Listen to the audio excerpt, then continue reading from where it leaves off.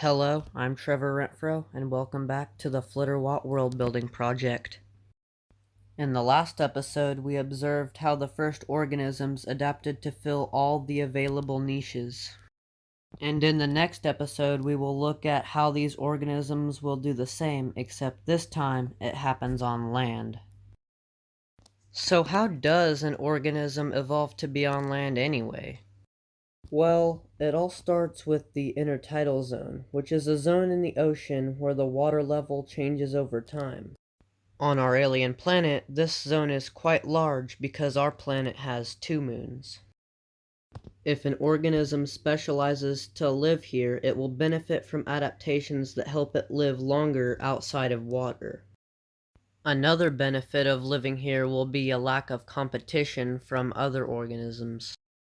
So, plants or animals that can live outside of water will be selected for due to a lack of competition.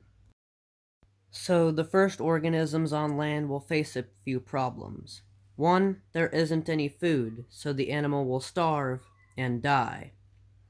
2. There isn't water on land, so it will desiccate and then die. And 3. They can't breathe on land, so it will suffocate and die. Our first organism is called Rotospondyl. The Rotospondyl is an autotroph, so no food is required to keep it alive. And as you can see in the image, it releases seeds from an opening on the top. Rotospondyls evolved opening and closing spiracles to absorb methane and carbon dioxide and to release oxygen and argon. The reason the spiracles can close is so that water cannot evaporate out of the plants, which makes them resistant to desiccation. Another method of reproduction is for rotospondyls to grow another individual from the ends of their roots. This is called asexual reproduction and can be observed with plants on Earth. Now on to the first animals, which will come onto land at the same time as the rotospondyls. The rotoliesters are the best candidates by far because in many ways they're already adapted to life on land. First and foremost, they have legs, which they can use for locomotion on land. Plus, they can photosynthesize, so they don't even require food.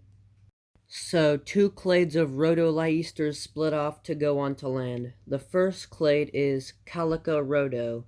Calico Roto evolved a larger stalk on its back to bring the leaves closer to the sun, as well as darker hide to protect it from the sun as well.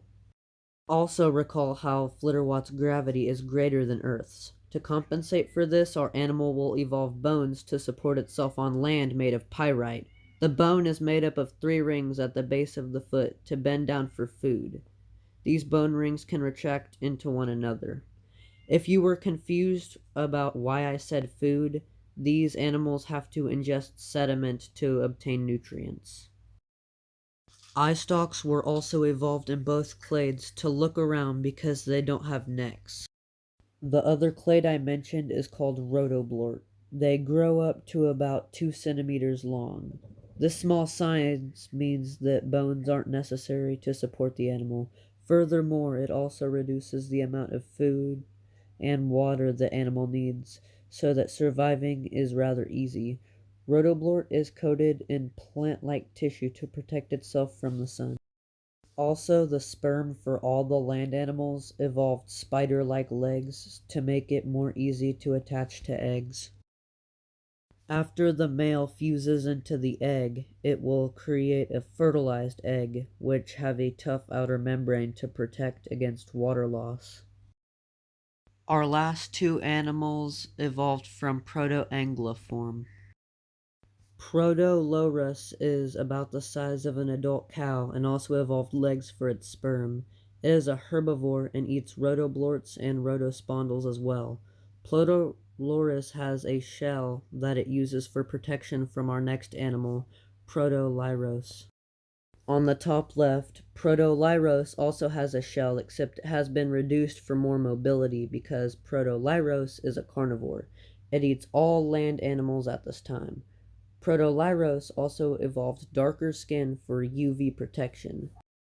So while all the descendants of rhodolysters are deaf, the descendants of proto-anguilliforms have hair-like filaments which they use to sense vibrations in the air to hear stuff. With all the new terrestrial animals in the bag, in the next episode we will be able to move on to the complex terrestrial ecosystems. That's all for this episode. I hope you enjoyed. See you in the next one.